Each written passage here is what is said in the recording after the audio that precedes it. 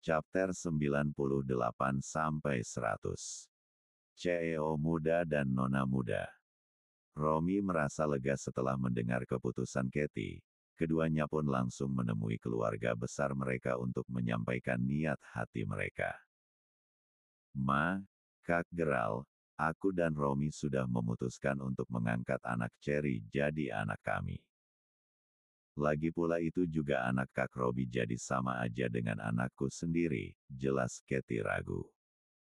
Nora menatap Geral yang sesaat terdiam dan kemudian menganggukkan kepalanya memberi persetujuan. Romi dan Katie merasa bahagia dengan keputusan Geral dan mamanya. Sejak saat itu, mereka baik Katie maupun Romi memainkan peran orang tua dengan bahagia kepada Alvaro putra mereka. 3 tahun berlalu, Karina sudah selesai menjalankan beberapa terapi namun selama itu ia tak diperbolehkan menemui anaknya. Karena harus fokus pada kesehatan dan pengobatannya. Geral tetap setia menemani setiap jadwal terapi Karina tentu saja bukan hal kebetulan apalagi setelah mendengar gencatan senjata si dokter tampan Aditya. Dia lebih protektif dari biasanya. Tommy masih sibuk dengan segala persiapan pernikahan yang berlokasi di aula perusahaan Pratama Group. Seluruh karyawan pasti bertanya-tanya akan ada perayaan apa, namun dari desain CEO mereka bisa menebak sebuah seremonial besar yang bernama pernikahan. Semua staf berkumpul di ruang aula dan menyaksikan tanpa berkedip mata. Para kru membentangkan banner spanduk besar yang berisi gambar sang calon mempelai. Sungguh di luar dugaan mereka. Sang putra mahkota kerajaan bisnis terbesar itu, ternyata sudah berempunya dan buka Cherry seperti dalam berita media, melainkan wanita yang selama ini berkeliaran di sekitar mereka saat Karina masih bekerja sebagai staf dulu. Haha, ternyata Karina istri Pak Geral. Jadi selama ini Karina itu sebenarnya seorang nona muda. Kapan mereka meritnya? Kok gue nggak tahu? Ah kalah deh gue. Sumpah Pak Geral beruntung banget ya dapetin Mbak Karina yang ajib banget deh, komentar sang kaum Adam. Ya mereka pasangan ideal. Yang satu tuan muda yang satu nona muda, emang deh orang kaya nggak mau turun tahta. Kalian tahu itu. Tuh semua komentar yang keluar dari semua staf karyawan PG Group. Bekerja. Jangan harap deh. Bisa dibayangkan sudah berapa banyak pekerjaan terbengkalai karena drama pagi itu. Anggi dan Tommy yang sudah menjadi saksi hubungan mereka, hanya menggeleng dan tersenyum kecut ke arah mereka yang kebetulan menayangkannya yang hubungan mereka. Sebuah video pendek yang diputar bagaimana perjalanan cinta mereka, dan bagaimana momen berharga yang sudah mereka lewati selama ini. Hingga video kelahiran sang penerus diam-diam diabadikan Geral 3 bulan lalu. Wah sungguh perjalanan cinta yang panjang, hanya itu yang terlontar dari pikiran mereka. Semua persiapan sudah siap sedia, setelah seminggu bekerja keras menyiapkan semua.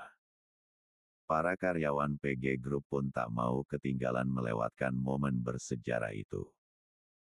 2 keluarga besar sudah memesan tiket penerbangan ke Buenos Aires untuk mengikuti bulan madu kedua Karina dan Geral. Tentu saja Hotel Thomas sudah di-booking 10 kamar oleh mereka.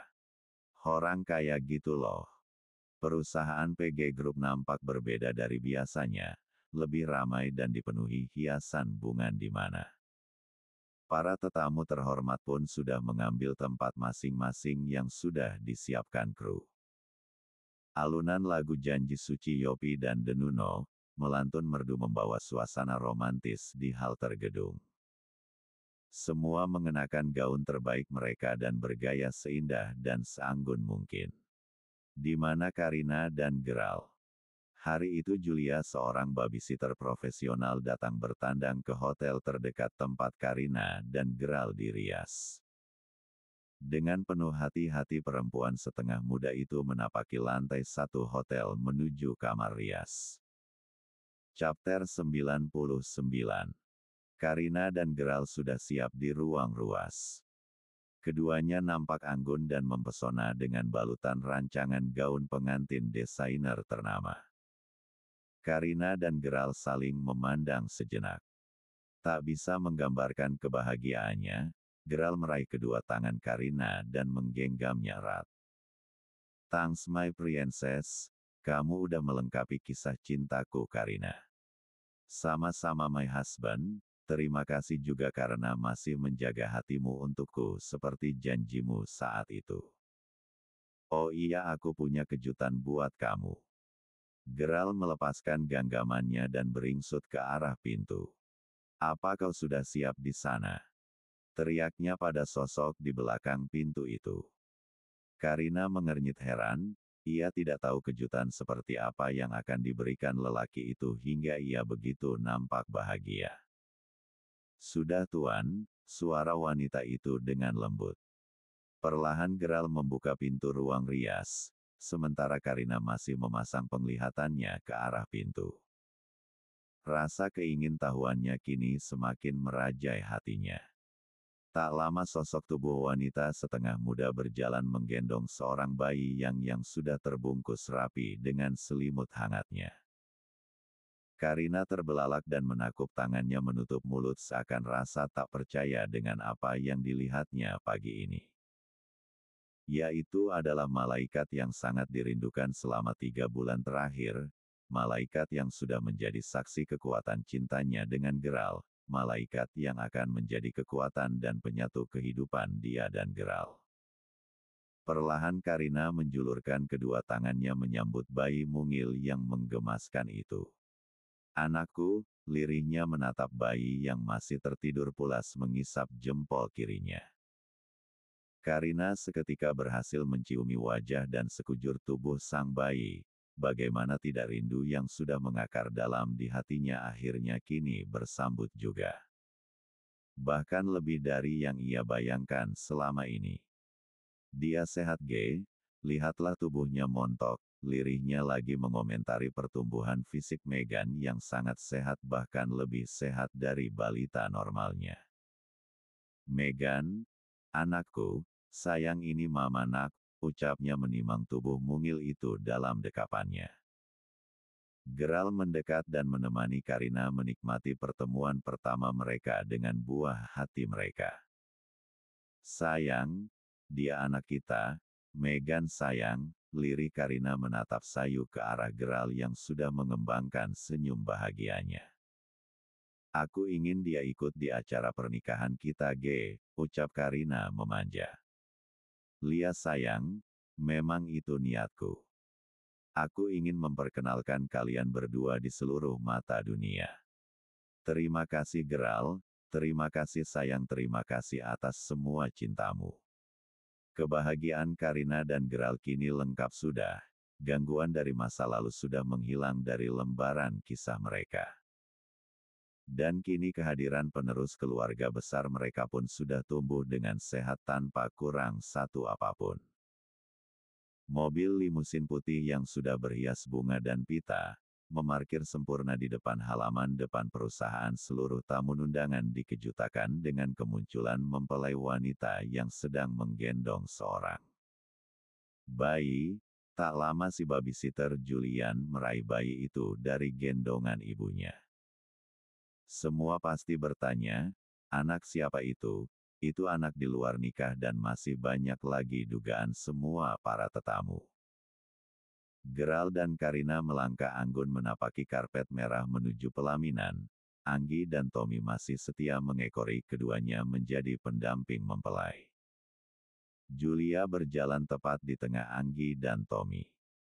Suara MC dan juga penata musik pengantar pernikahan terus berdengung mengiring sesi pesta meriah pagi hari itu. Untuk pertama kali seorang keluarga kaya menggelar pernikahan di depan halte gedung perusahaan bukannya di gedung mewah atau hotel berbintang. Oh my god, bukan karena mereka pelit atau tidak punya uang tapi karena perusahaan Pratama Group adalah saksi penyatuan dua hati. Chapter 100. Suasana berjalan hikmat, proses demi proses berlangsung lancar. Para pers yang kebetulan berada di barisan paling depan pelaminan kedua mempelai tak menyia-nyia sedetik pun setiap momen. Kini giliran sambutan yang akan disampaikan oleh sang pemilik perusahaan. Bukan Lohan melainkan Geral pemeran utama pesta khidmat ini. Hadirin semuanya, kalian pasti bertanya siapakah Karina, siapakah bayi itu, dan kenapa dia ada saat ini. Dan satu hal lagi, beberapa bulan lalu saya pernah mengadakan jumpa pers dan mengumumkan wanita lain sebagai istri saya dan bahkan sedang mengandung. Hari ini kebenaran yang selama ini kami simpan rapi akan kami buka pada kesempatan kali ini. Para tetamu itu saling berpandangan dan bertanya-tanya di antara rekan mereka apa kebenaran yang sebenarnya terjadi selama beberapa kurun waktu yang sangat panjang dan melelahkan ini. Karina Adesta, putri tunggal perusahaan Himalaya Group yang kalian sudah pasti sangat mengenal perusahaan ini dengan baik. Dia adalah istri sah saya. Pernikahan yang kami lakukan memang terbilang tidak terencana. Terjadi begitu saja atas keinginan saya, karena saya tidak bisa kehilangan dia. Dan peristiwa yang selama ini mengguncang kerajaan Pratama Group dan bagaimana ia bisa bangkit berdiri kuat lagi tak lain karena wanita berharga saya Karina Pratama, dan bayi itu yang dipahirkan prematur 3 bulan lalu adalah buah cinta kami. Jadi Meghan Geraldi Pratama bukanlah anak haram, tapi penerus sah dan mutlak dari kerajaan bisnis Pratama. Prok prok prok. Aura wajah lega terpancar di wajah setiap tetamu dan Geral karena kini kebenaran yang sesungguhnya. Pihak acara pun segera memutar film pendek perjalanan kisah Karina dan Geral, bagaimana teks skenario pernikahan mereka, dan bagaimana ketika Karina divonis hamil sekaligus mengalami penyakit kanker, dan semua perjalanan lainnya hingga pada tahap saat ini. Suasana haru biru memenuhi perasaan tetamu hari itu. Bahkan karyawan Pratama Group yang sangat acuh dan selalu berkomentar sesuka hati mereka. Kini menyadari bagaimana perjuangan perusahaan itu bertahan dan berdiri kuat seperti sedia kala. Begitu video film pendek perjalanan cinta Karina dan Geral usai, kembali suara tepukan para undangan bergemuruh melambung ke udara pagi menjelang siang itu. Julia segera beranjak ke sisi Karina menyerahkan bayi mungil yang sejak tadi digendongnya. Karina meninggalkan tempat pesta terlebih dahulu, diikuti Anggi dan Laura untuk melepas rasa haru dan rindu mereka di ruang khusus yang disediakan di salah satu sudut lobi perusahaan. Tentunya itu pun sudah disulap oleh WO Production yang bertanggung jawab pada kelancaran acara. Gila Karina, anak lo imut banget, ujar Laura mengelus pipi Meghan yang terlelap di pangkuan sang ibu. Liarin, gue jadi gemes. Ya Tuhan, ternyata nih bayi selamat hidupnya, sela Anggi yang merasa kagum pada Meghan yang bisa bertahan hidup. Ya Ang, lah, gue nggak tahu kalau nggak ada dokter Aditya mungkin gue dan anak gue nggak akan bisa seperti sekarang ini, tutur Karina mengingat perjalanannya mempertahankan bayinya di tengah penyakit ganas yang menderanya. Kok dokter Aditya sih?